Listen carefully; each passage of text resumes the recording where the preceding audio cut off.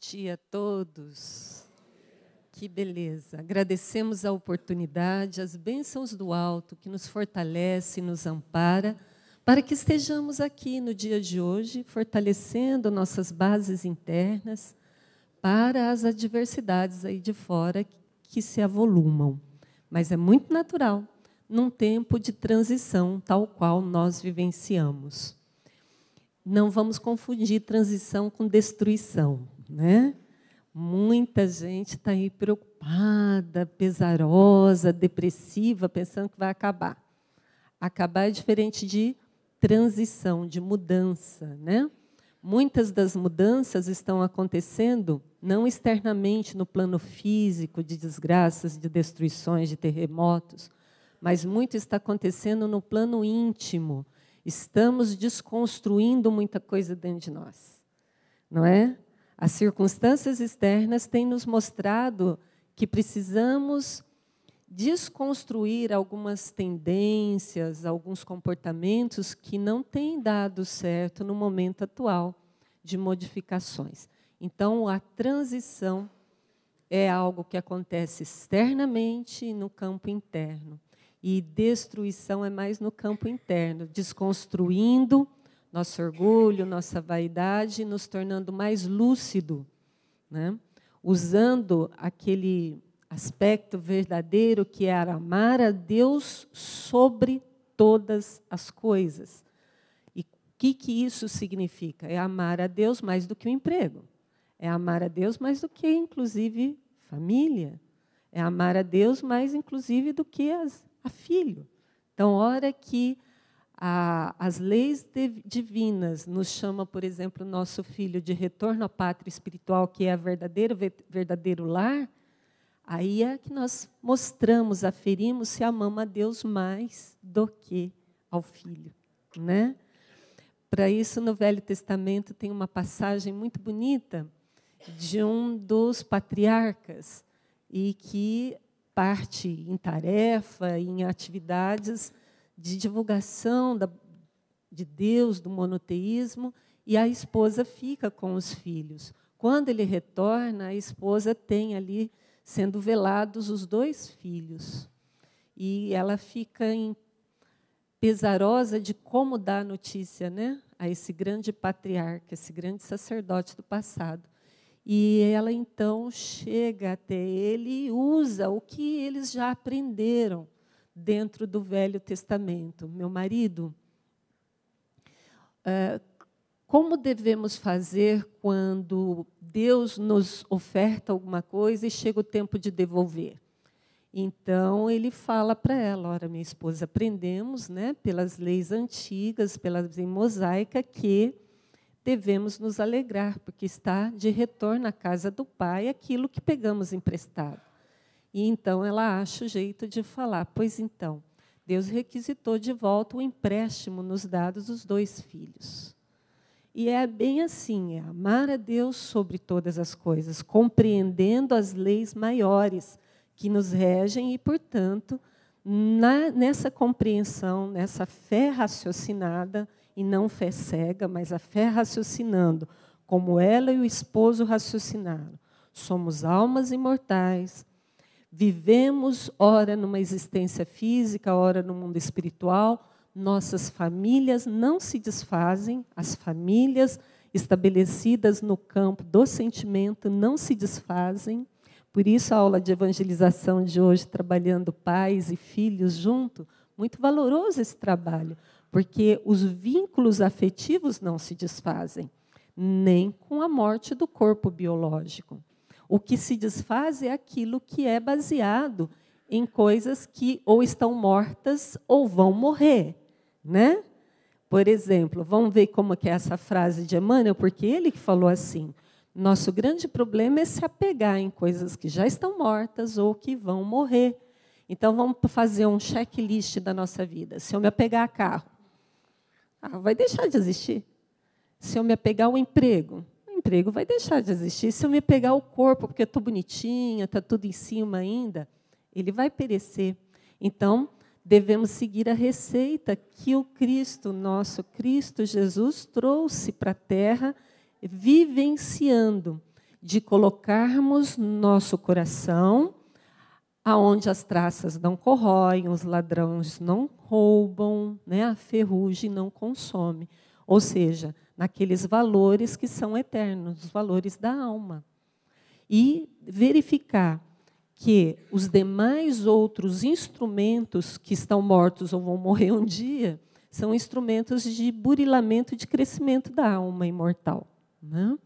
E para nos lembrar, nos elucidar a nossa fé raciocinada, como Kardec nos trouxe a doutrina espírita, não é a fé cega, tem que aceitar assim porque é assim. Mas aceitar ou agir, ou opinar, ou estabelecer padrões de ação de acordo com os valores que a doutrina espírita nos traz, esses valores, conhecendo, compreendendo e agindo mediante esse conhecimento, lucidamente, é o que nós chamamos fé raciocinada. E a doutrina espírita, então, nos traz 15 princípios, na qual a nossa fé raciocinada se baseia.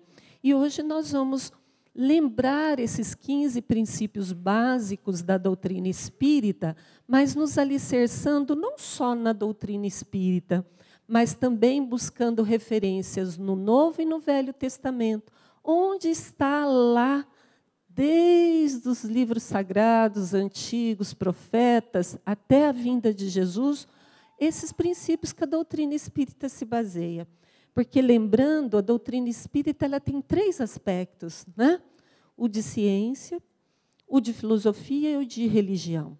Então, dentro da doutrina espírita, todos esses aspectos podem ser encontrados nos livros sagrados, antigos da tradição, né? O primeiro princípio que toda religião, né, que é a instituição que nos religa a Deus, daí o nome religião, se baseia nesse princípio. Então, isso é em comum em todas as religiões, que é Deus como inteligência suprema. Cada religião, de acordo com a sua compreensão, vai entender e vai falar e vai divulgar e vai ilustrar Deus de uma forma. Na doutrina espírita, nós já vemos uma lucidez dessa fé raciocinada a partir, inclusive, de como é perguntado sobre esse princípio máximo que rege o universo. Porque, vejam bem, na questão número 1 do Livro dos Espíritos, Kardec não pergunta aos espíritos superiores quem é Deus. Porque perguntar quem é Deus é reduzir a questão humana a algo que não é humano, né? Que está livre de todas as vicissitudes humanas. Então, Kardec, na sua lucidez de fé raciocinada, nos induzindo a ter essa fé raciocinada, conduz a pergunta: o que é Deus? Uma definição de Deus. E os espíritos superiores respondem: inteligência suprema, de forma que todos nós somos, assim como Kardec perguntou o que são os espíritos, e as respostas, todas elas falando assim: não é matéria, né? Espírito é inteligência. Então, todos nós somos inteligências que ocupam o universo. Mas Deus é inteligência suprema. Nós somos as inteligências relativas. Por mais que conheçamos, por mais que operamos, como o nosso Cristo Jesus, por mais inteligente, presidiu a formação da Terra, espírito em mais alto grau de cocriação, capaz de criar junto com Deus, mas não é Deus. Porque é uma inteligência relativa. Se aproxima de Deus o máximo, mas nunca será Deus.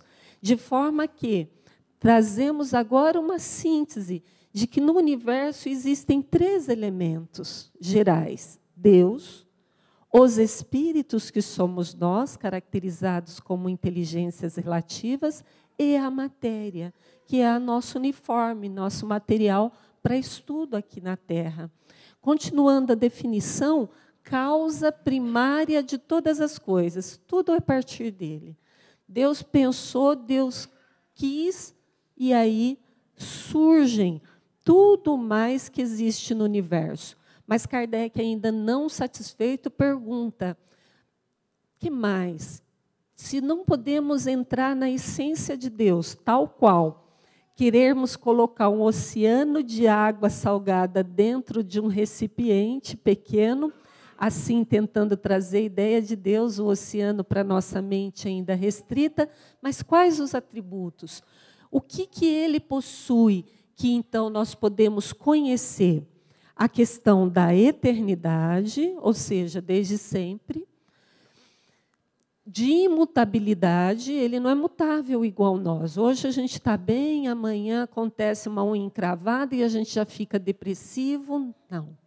Isso é atributo dos seres de inteligência ainda relativa quanto nós. Único, não tem dois. Se tivesse dois, não seria o elemento supremo, único, né? Causa primária e única do universo. Onipotente, aquele que tudo pode, né? Tudo é a partir do hausto divino. Tudo que existe no universo que nós estamos tentando conhecer a nível macroscópico com as sondas espaciais e a nível microscópico com o estudo aí dos microscópios potentes, tudo nós vemos uma inteligência, uma organização, uma presença divina ali, a ponto de tudo que forma, desde o mais pequeno ao maior, os sistemas solares, as galáxias, tudo é baseado em únicos princípios, que são da matéria, que é os átomos. Então, onde está o pequeno, está também o grande. A ponto de Paulo de Tarso falar assim, tudo está contido em tudo, né? De forma que tudo o que existe tem impregnado, vamos falar assim, o fluido de Deus. Por isso que é fácil entender aquele ditado popular que fala: não cai uma folha sem que Deus saiba. Como que é isso? Deus tem olhos para todo lugar? Não. Aí André Luiz, o espírito André Luiz, através da psicografia do Chico, nos traz uma imagem mental disso para que a gente consiga entender. Simplesinha, rudimentar, tal qual a nosso estágio de evolução espiritual, né? Ele fala assim, imagine o oceano de água e tudo mergulhado dentro dele. O fluido cósmico universal é o fluido nervoso de Deus, tudo está mergulhado nele, de forma que pensou, Deus está ciente, porque nós estamos mergulhados nesse fluido criado por Ele. Tudo que existe de matéria, o nosso corpo físico, é a modificação desse fluido cósmico universal. Assim como você tem consciência das tuas células, se elas não andarem bem, elas vão gritar e vão te avisar, ou se você parar e tomar consciência e vai ver que não está doendo nada, tuas células estão harmonizadas. Por quê? Porque você, tua consciência está mergulhada, isso tudo aqui físico mergulhado na tua consciência. Em Deus nós estamos mergulhados nele, como o próprio Paulo nos falou. Por isso que ele sabe de tudo, não precisa ter olheiros, não. Sem falar que a lei de ajuda do maior cuidando do menor, tem aqueles que cuidam de todos os lugares, de todos, de forma que ninguém está desamparado. Quem lê a obra de André Luiz, Os Mensageiros, percebe lá que existem, no campo da espiritualidade, que são 3 vezes mais desencarnados para cada encarnado, que tem aquele responsável pelo quarteirão, que tem aquele responsável por essa casa espírita, que tem os nossos espíritos familiares lá, responsáveis pela nossa casa. Por esse ponto de vista, dá para perceber que Deus sabe de tudo. Mas sem isso, o fato de estarmos mergulhados no fluido cósmico universal, que é o fluido nervoso de Deus, ele já tem consciência de tudo. Soberanamente justo e bom. Na questão 13, que quando Kardec não fica satisfeito, ele volta a fazer a pergunta de uma outra forma, né? De forma que não existe falha nas leis divinas. A falha é de nosso entendimento, se não conseguimos abarcar do começo ao fim todas as causas e todas as consequências. Como não entendemos, a gente acha que há falha. Mas a partir do momento que a nossa fé raciocinada vai abarcando todos os princípios que regem o mundo, os universos, nós vamos, então, compreendendo muita coisa e saímos da faixa da rebeldia, da insegurança, né? Outro princípio de qualquer religião, sendo cristã, é Jesus, né? O que é Jesus para a nossa doutrina espírita? Jesus é o guia, o modelo para o homem. Olha só a pergunta de Allan Kardec no Livro dos Espíritos, questão 625. Quem é Jesus? Veja que mudou agora, né? O pronome lá. Em Deus era o que é, agora é quem. Quem? Porque Jesus é uma personalidade, uma alma que se revestiu de corpo de carne para nos ensinar. E quem é ele? Alguém que pode ensinar. Por quê? Olha como caracterizou a espiritualidade superior. Guia. O que é guia? Quando você vai viajar, por exemplo, para um ponto bem distante, lá para a Bahia. Para mim é distante, porque ainda não conhecia. Quando você vai para lá e não conhece, você não contrata alguém que conhece o caminho? Então, Jesus é quem conhece o caminho. Por quê? Porque já fez o caminho. Né? Tal qual aquele espírito mais lúcido, mais vivenciado, que já viveu mais tempo, que já passou por esses processos, tem condições de vir e ensinar com propriedade. Não é ensinar de cátedra, é ensinar porque vivenciou. Então, tem propriedade. Modelo. Por que modelo? Modelo é aquele que a gente tem que se ajustar, né? Modelo é aquilo que a gente tem que seguir, se enquadrar dentro. Então, esse é o modelo mais perfeito para o homem da Terra. Ah, Jesus precisa voltar de novo. Precisa a partir do momento que a gente aprendeu o que ele já ensinou. Não é? Ou vamos ficar publicando coisas se ainda não abarcamos aquilo que já está publicado. Não é? Então, o guia e modelo da humanidade da Terra é o segundo princípio da doutrina espírita. Então, a doutrina espírita é uma doutrina cristã, né? Como tem algumas outras aqui ainda na Terra que não tem o Cristo como guia e modelo. Tem outras personalidades humanas e que não é um espírito crístico, não é um espírito puro, né? São enviados do Cristo, como Maomé, né? E como Budas, são outras almas da equipe de Jesus, porque vieram para serem irmãos iluminados, para iluminar caminho de outras pessoas. Mas o maior, aquele no mais alto grau, exemplo que nós temos é Jesus. Nós vamos ver no Novo Testamento a citação e no Velho Testamento caracterizando sobre esse espírito luminoso que é um Cristo. Só para clarear, eu estou falando Cristo, Cristo, Cristo. O que é Cristo? Né? Segundo a definição dos espíritos superiores para Kardec, Cristo são seres, almas puras, que já passaram pelas experiências, que já vivenciaram tudo o que nós estamos vivenciando, às vezes almas muito mais velhas do que nós, salvo se a gente for mais velho, mas estamos aqui marcando passo, né? Não aprendendo as lições, mas são almas muito mais lúcidas, capazes de compreender todos esses princípios que nós estamos aqui estudando e tentando aplicar na nossa vida, que já adquiriram esse potencial e, portanto, são irmãos maiores que podem até criar junto com Deus, como está no livro A Caminho da Luz, psicografia de Chico pelo Espírito de Emmanuel. Nos primeiros movimentos, lá na introdução do livro, Jesus recebe das mãos augustas de Deus a porção de nebulosa na qual, com seu imenso amor, edificou o planeta Terra para que fosse escola de aprendizagem para nós. Então, é um espírito co-criador, cria junto com Deus. São almas que já conhecem as leis da física, da natureza, as leis da morais, porque já vivenciaram. Então, é uma aquisição deles. Como é que vamos encontrar essa personalidade de Jesus citada no Novo e no Velho Testamento? João, que é o discípulo mais amoroso dos 12, fala que ele é nosso advogado, que ele é o caminho, a verdade e a vida. No último diálogo, Jesus mesmo fala, né, para os discípulos, eu sou o caminho, não tem outro. A gente pode até fazer uns desviozinhos, umas veredas, mas é esse caminho, não tem como. Pelo exemplo dele, nós sabemos como evitar o mal e como crescer e evoluir, nos desvinculando desse processo de encarnar, desencarnar, encarnar, desencarnar, insistentemente. A verdade, então, a verdade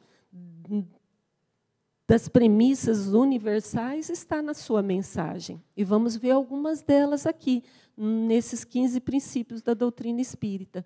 E a vida eu já tenho. Meu coração já bate, meu pulmão já respira, mas não é dessa vida que ele está falando. Ele está falando da vida, da consciência, em que me dá uma vida abundante. Não essa vida de que o vento leva para um lado, você vai. As instituições, as grandes massas levam para outro e você vai. Não. A vida é a consciência desperta e, portanto, toda alegria oriunda dessa consciência fazendo aquilo que esteja em consonância com as leis naturais. João ainda fala que é a água viva. Lembra de Jesus conversando com a samaritana no poço de Jacó? Ela ia buscar água e constantemente ia buscar água. Aí Jesus fala para ela, eu tenho a água viva que descedentará a sua sede. Que água é essa? É a água dos conhecimentos. É aquilo que a gente conhecendo, a gente fica saciado. Não precisa estar buscando recursos, porque aqueles recursos lá eu já me apropriei, né? Cordeiro de Deus. Por que João está caracterizando como Cordeiro de Deus? Porque muitos, na época de Jesus, esperavam um rei sanguinário, né? Esperavam um guerreiro com arma que fosse matar todo o povo romano que estava invadindo lá Jerusalém e a antiga Palestina e colocar ele no poder.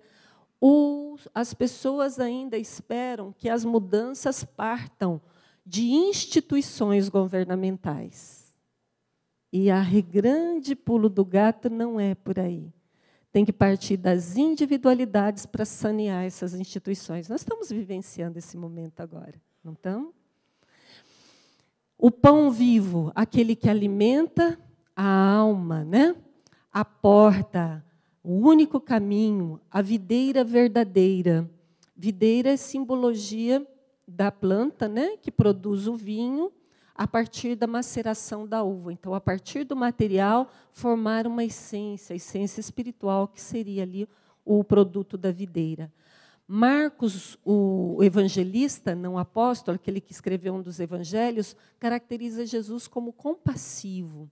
Isaías, no Velho Testamento, centenas de anos antes de Jesus encarnar na Terra, né? Porque Jesus não reencarnou, Jesus encarnou apenas uma vez. Nós aqui reencarnamos N vezes, enquanto for necessário, para que aprendamos esses princípios básicos da vida universal. Mas ele encarnou uma única vez e Isaías, antes dessa encarnação, já falava que viria o enviado, que seria conselheiro, o príncipe da paz, o salvador, aquele que indicaria qual é o caminho para cada um de nós adquiríssemos a salvação individualmente.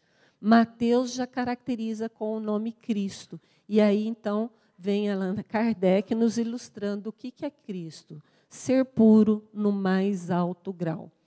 Um terceiro princípio de qualquer religião, mas que trabalha de uma forma muito lúcida a doutrina espírita, o terceiro princípio é o espírito, né? Lembra que eu comentei 3 elementos gerais que formam o universo? Deus, espírito e matéria. Como é que caracterizam, né, na obra kardeciana, que é a base do nosso estudo na doutrina espírita, na questão 76 do Livro dos Espíritos. Os espíritos superiores falam assim, tudo que a gente falar de espírito vai lembrar coisa material. Então, a única coisa, porque espírito não é matéria. Matéria é o outro elemento, é o terceiro, né? Deus, espírito e matéria. Tudo que se falasse de espírito levaria a matéria, então eles escolheram caracterizar o espírito como seres inteligentes da criação. Aquilo que tem conhecimento de si mesmo, é capaz de analisar a sua própria prática, é capaz de observar que só ele sozinho não consegue fazer tudo, portanto, tem um ser superior. Esse ser inteligente é o que é o espírito. E os demais seres vivos da natureza, que não têm essa potencialidade de razão, de responsabilidade, aí são caracterizados na obra de Kardec como princípio inteligente. Para ilustrar, por exemplo, os animais. Os animais têm pensamento contínuo? Os animais têm responsabilidade naquilo que eles fazem? Os animais têm razão a ponto assim de pensar, eu existo, então eu sou o ser espiritual, Existe algo mais do que eu? Não. Então, os animais são seres vivos, princípios inteligentes, tá? Da qual um dia chegarão a espíritos, seres inteligentes da criação. Tá bem? É assim que a doutrina espírita nós aprendemos. Princípio inteligente do universo, criado simples e ignorante. Uma definição bacana do que esse criado simples e ignorantes é simples na forma, por exemplo, desde a mônada, que pela primeira vez se reveste, essa história toda de evolução do espírito está narrado na obra de André Luiz, chamada Evolução em Dois Mundos, que narra a evolução aqui no plano físico, mas a evolução no mundo espiritual, que caminham juntos. Então, simples na forma. Nós, quando partimos da casa do Pai, na forma de mônadas, e nos encarnamos em formas materiais, as formas materiais eram simples. Lá na Evolução em Dois Mundos fala, como belamente Leon Denis descreve, até poeticamente, né? Dormimos nos minerais, né? As primeiras formas de nos revestirmos materialmente foi ali nos seres que começam a esboçar algum movimento de atração, né? Porque mineral é assim, ou atrai ou repele, né? Os cristais já são minerais melhores, né? Mais organizados, formam a organização da molécula, que dá aquelas formas bonitas que se fazem as joias. Ali tem princípios inteligentes, simples na forma, que depois vão estagiando nos seres vegetais, animais, até chegar a ter consciência e responsabilidade, aí, então, nos seres chamados espíritos inteligentes. Ignorante porque ainda não tínhamos conhecimentos, né? Operávamos guiados pela espiritualidade superior, pela pleiade de espíritos que, junto com Cristo, trabalham. Então, encarnar num mineral ou no outro princípio inteligente, depois numa planta e numa espécie ou na outra, num animal ou no outro, isso é presidido pelos seres da criação, co-criadores da equipe de Jesus.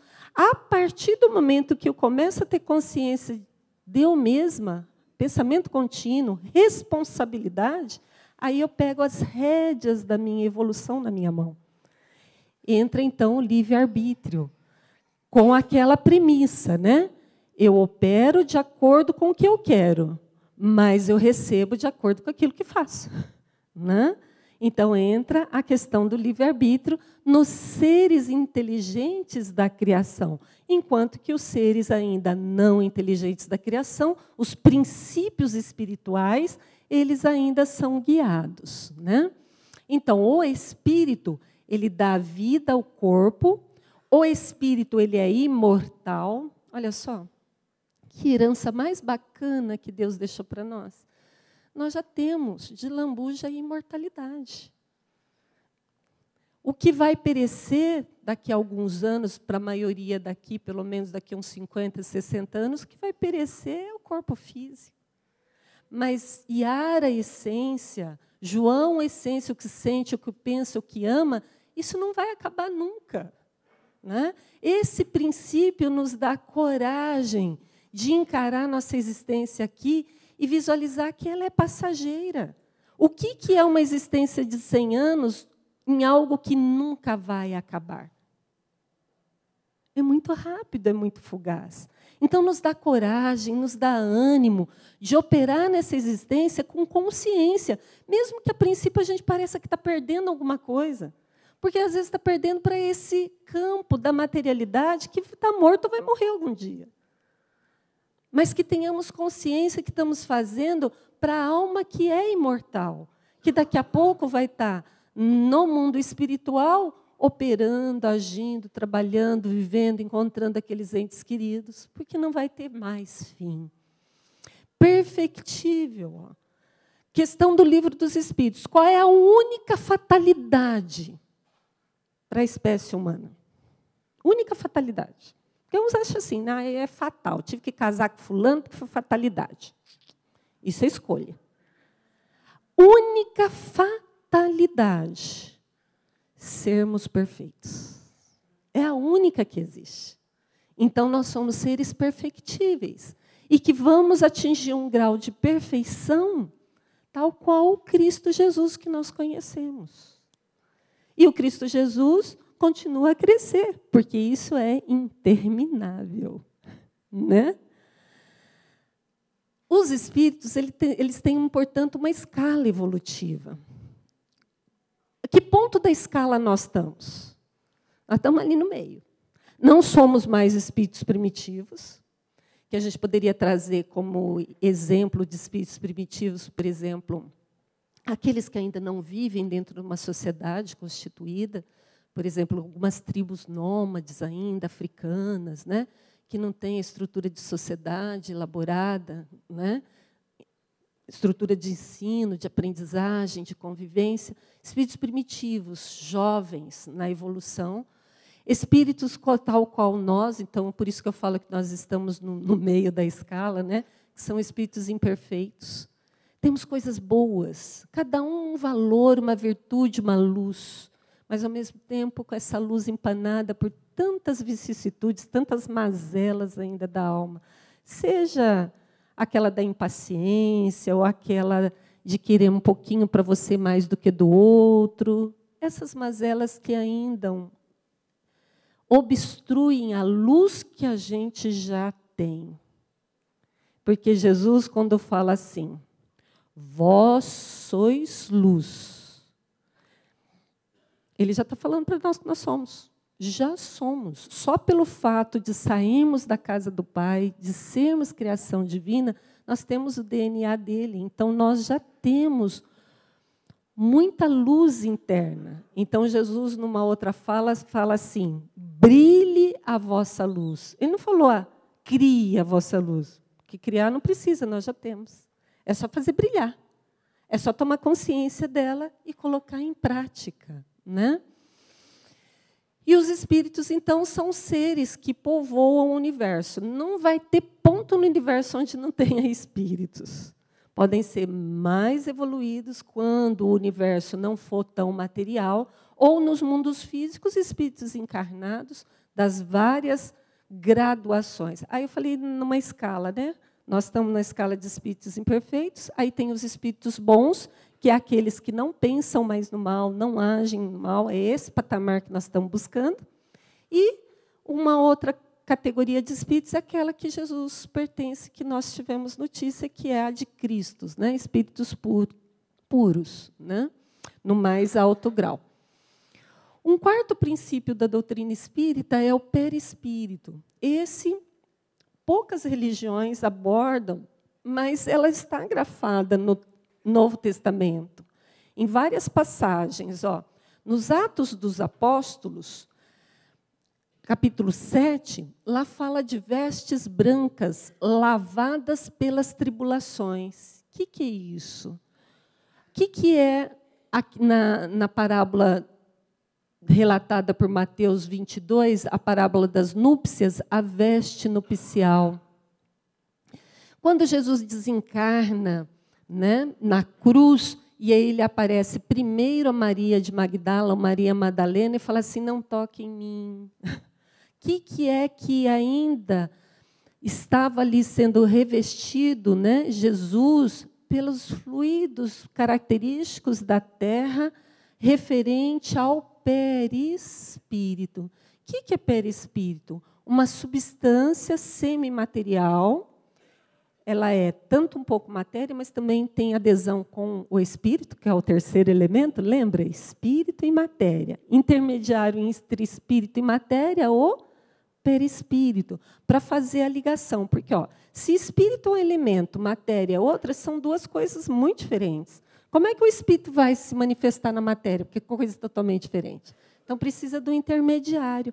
E esse intermediário é o perispírito, um envoltório que tem a constituição química do planeta a qual nós estamos vinculados. Então, quando não precisarmos mais encarnar no planeta Terra, nosso perispírito vai desmaterializar-se a ponto de ficar na mesma peso específico do orbe onde eu for me reencarnar nas próximas encarnações. Porque ele é constituído com os elementos característicos do orbe a qual aquela alma está vinculada e está encarnando. Ele é o perispírito que os médiuns conseguem ver, né? Quando a alma está desencarnada. É ele o perispírito que tem coloração. Né? Alguns falam assim, eu vejo ali escuro, vejo ali brilhante. Né? É o tanto que vibra essa alma que transmite ao perispírito. Né? O tom de luminosidade, a coloração, até o odor. Vamos lá para as narrativas do livro Libertação, de André Luiz, que descreve alguns locais referentes a trevas, pelo resgate do Gregório, uma alma muito compromissada com a lei, né, humana, e eles narram odor desagradável de algumas almas que lá se encontram. Perispírito. O perispírito ele tem o peso específico do grau de adiantamento dele, de forma que onde a alma vai viver, tanto encarnada quanto desencarnada, é de acordo com o peso específico do seu perispírito. Vamos dar um exemplo disso, para tentar entender essa questão? André Luiz desencarnou. Qual que era o peso específico do perispírito dele? Denso. Foi para as trevas. Faz uma prece. Sutiliza um pouco o peso específico do perispírito. Pode ser recolhido a colônia Nosso Lar, mas recolhido como paciente. Aí ele se esforça um pouco no trabalho, no entender, no compreender, peso específico dele já começa a ficar mais sutilzinho, e ele começa, então, a trabalhar. Mas está tão sutil o peso específico a ponto dele ir visitar a mãe dele, que está em esferas superiores? Mas ele foi visitar a mãe dele. Como é que ele foi visitar a mãe dele? Lembram lá da narrativa? Depois do dia intenso de trabalho, ele se recolhe para descansar. O que ficou descansando, se ele já não tem mais corpo físico? Perispírito. E visita sua mãe em outros corpos, corpos mentais. Por quê? Porque o peso específico do perispírito dele não permite ele ir para outros orbes. Não precisa que ninguém fique controlando o cara crachá, olhando bilhete, não. Se pode ir para uma colônia superior ou não. É o peso específico do perispírito. E como é que a gente sutiliza o peso específico do nosso perispírito? Conhecer, vivenciar, agir, operar de acordo com o que já conhecemos.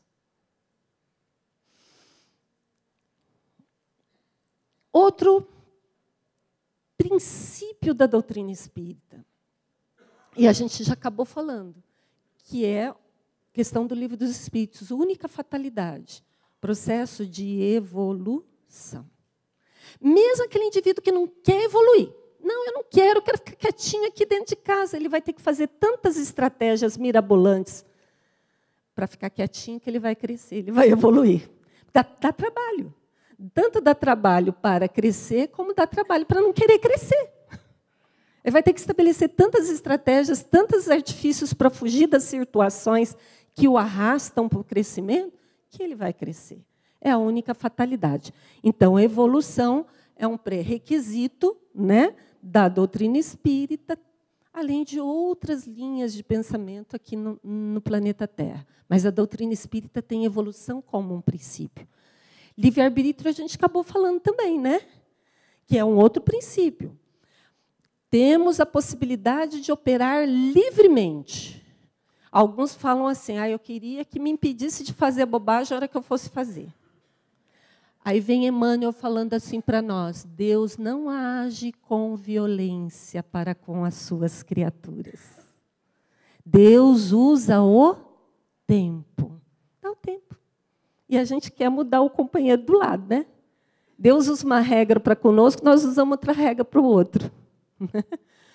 Então, o processo chamado de livre-arbítrio, esse é um apanágio para seres que já têm consciência, já têm racionalidade, já têm pensamento contínuo, portanto, já têm responsabilidade.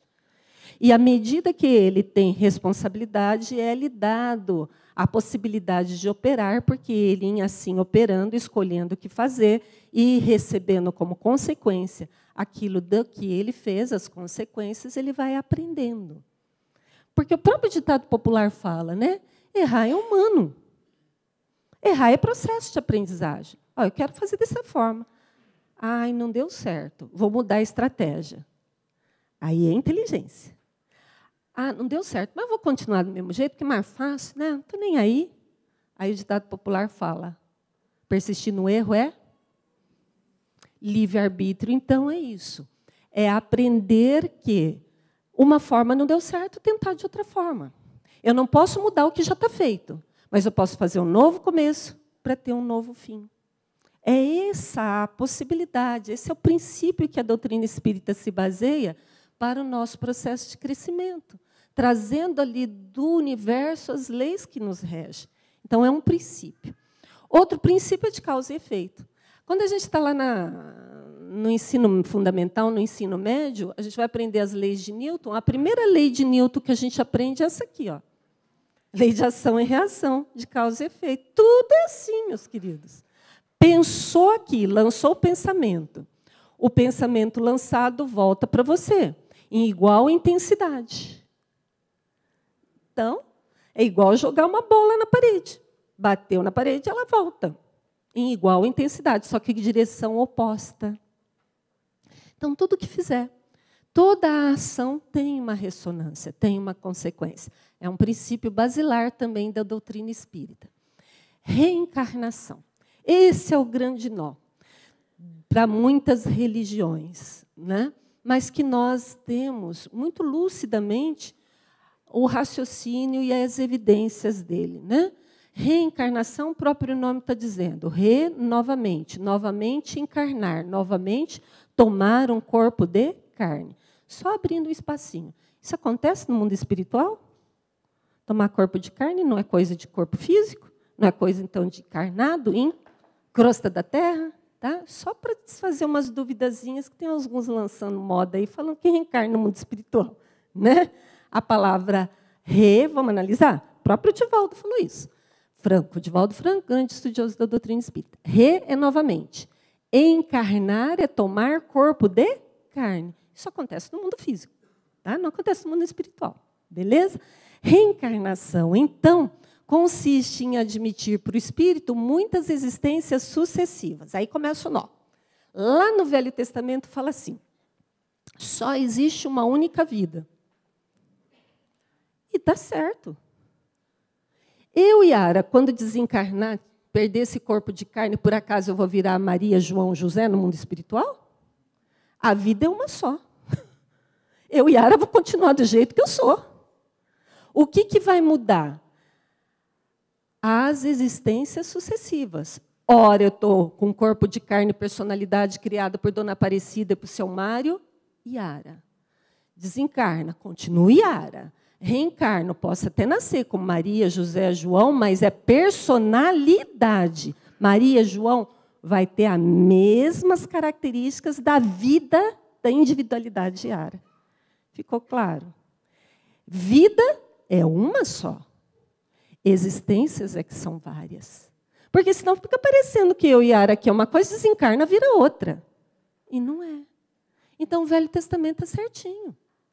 Né? É uma vida só, mas existências, personalidades sucessivas, para quê? Para espiar, para melhorar. Sem isso não haveria justiça. Né?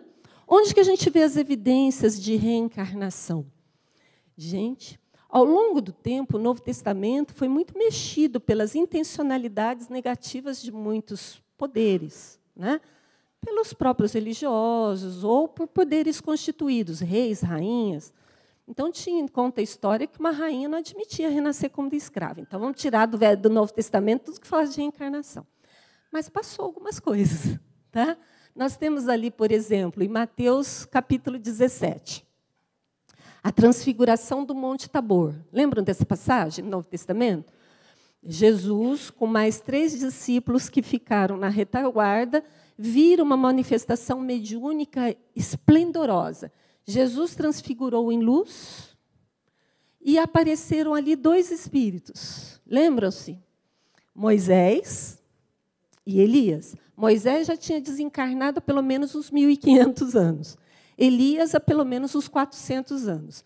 Moisés, o legislador mosaico, né? do Velho Testamento, e Elias, um dos profetas. E apareceram ali. A manifestação ali prova presença de espírito, que não deixa de existir, presença do perispírito, porque eles tiveram que tomar ali, se revestir de um corpo perispiritual mais denso para se manifestarem, a ponto dos 3 discípulos verem, né? Salvo se os 3 fossem médiuns muito ostensivos, mas os 3 viram nitidamente. A hora que terminou a manifestação, a mensagem, aí desce Jesus do Monte Tabor e os discípulos perguntam assim: Senhor, como que é essa história mesmo? Que diz que Elias ia vir antes do Senhor? Sabia ou não sabia, desde épocas remotas, que a alma reencarna? Uai, como é que Elias vem? Elias vem pela reencarnação.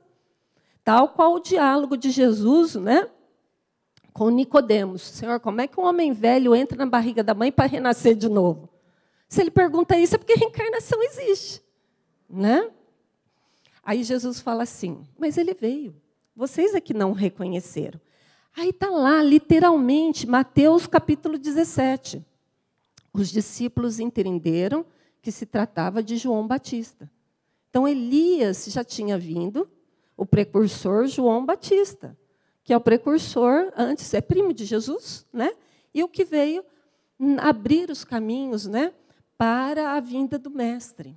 Então, tem ou não tem reencarnação na Bíblia? Tem, né? Nós é que não estudamos, às vezes nos afeiçoamos ao Evangelho e não retiramos essas pérolas que existem, né? Na Epístola aos Hebreus, o Paulo de Tarso, no capítulo 10, fala assim: sacrifício e oferta não quiseste, mas corpo me preparaste. O que é isso? Não precisa que fique lá me martirizando no mundo espiritual, me matando, me crucificando lá nas zonas inferiores de trevas de umbrais.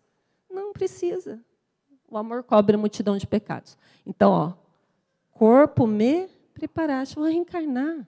Encarnando, eu recebo lá aqueles que eu prejudiquei, esquecido do que eu fiz com eles, para que eu tenha uma nova chance de transformar o mal em amor, em bem. Muita gente fala assim, esquecer é muito ruim o passado. Não, gente, é muito bom. A pessoa, se olhar para o marido e pensar assim, nossa, ele me matou 2 vezes, 2 encarnações. Nossa, ele me traiu com a fulana, que é hoje minha prima, com a ciclana.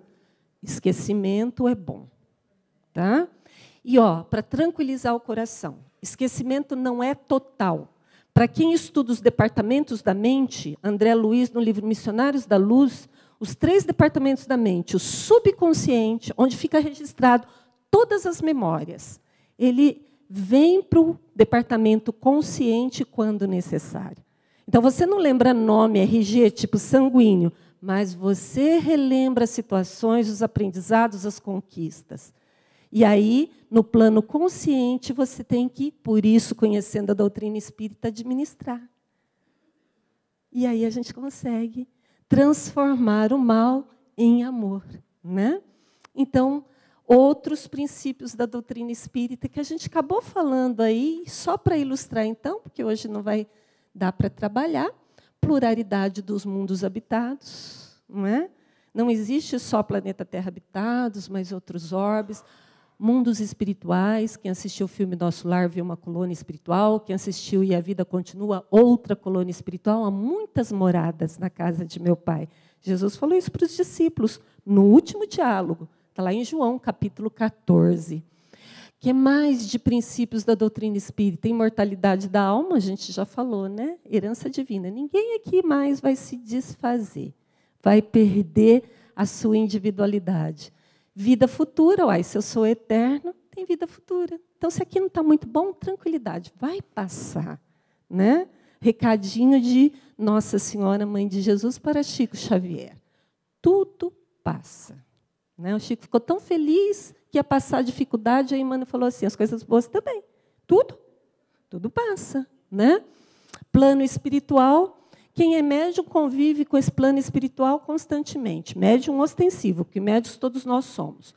Mas eu, por exemplo, que não sou médium ostensivo, eu vivencio esse mundo espiritual estudando, compreendendo, analisando. Então, a gente vivencia esse mundo espiritual nas nossas preces. Quem que não sai de uma prece realizada com vibrações superiores ali fortalecido? De onde que vem aquilo? Essa vivência centrada no mundo espiritual com seres queridos. Mediunidade. Todos são médiuns, né? E lá na transfiguração do Monte Tabor, representando a mediunidade. E mais, olha que coisa sutilíssima, mas muito interessante. Moisés não proibiu a mediunidade? Depois ele não aparece via mediunidade no Monte Tabor? Absorveu a questão da proibição. Ele proibiu o que estava errado. E quando se proíbe é porque tem. Não é ou você proíbe uma criança de fazer alguma coisa se ela não está fazendo a coisa. Então, se proibiu é porque tinha. Mas você proíbe a criança que está operando, está aprendendo, ou você proíbe a criança quando ela está abusando e pode ser perigoso? Então, segunda ideia, foi proibida porque era abuso. Terceira lição, apareceu no Monte Tabor pelas vias da mediunidade. Absolveu. Né? Vossos filhos profetizarão. Está lá. Né? Então, a mediunidade é um outro princípio da doutrina espírita. Influência dos espíritos em nossa vida, Livro dos Espíritos. Os espíritos nos influenciam mais do que vos imaginai, graças a Deus. Então, a gente se vincula aos espíritos que nos influenciam positivamente, para nos dar a ideia como sair daquela situação lá no trabalho. Ainda bem que eles nos ajudam, ainda mais depois do sono físico. Né? Você dorme com um problema, ora, confia, aguarda. Numa outra noite, se desperta, vou fazer daquele jeito. Ah lá, é a influência dos espíritos em nossa vida. Agora, qual influência você quer, você que escolhe. Quer ser influenciado positivamente ou negativamente, escolha as suas companhias pelos seus pensamentos, pelo que deseja, pelo que faz. Né? E a ação dos espíritos na natureza. Naquela belíssima passagem do Novo Testamento, em que Jesus estava no barco com os discípulos e começa uma tempestade. Aí os discípulos acordam Jesus. Jesus, nós vamos morrer. Aí Jesus fala assim, mas você tem tão pouca fé. Aí diz a narrativa que Jesus se levanta no barco, repreende os ventos. Os espíritos da natureza relacionados ao controle dos efeitos dos fenômenos da natureza. Né? Então, esse, em síntese, muito rapidamente, mas são os 15 princípios básicos da doutrina espírita para a gente se debruçar. Dentro disso, tem muitas outras reflexões que podemos tirar para que nos fortalecemos no atual momento, não só da Terra, mas de nossas existências de transição, para que tenhamos segurança, para que tenhamos fé raciocinada e possamos, ao longo da semana, nos sairmos com a sensação de que conseguimos administrar algumas variáveis da vida por compreendê-las. Isso é que a doutrina espírita nos promove. Muita paz a todos, um bom domingo, até a próxima.